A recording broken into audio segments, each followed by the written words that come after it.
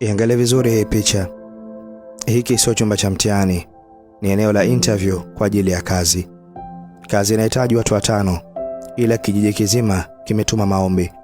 Kwenye interview wanatafuta 5 bora, ila kwenye chumba wamejaa watu 700. Dunia ya connection, 4 tayari wameshawachukua na hapo hawapo.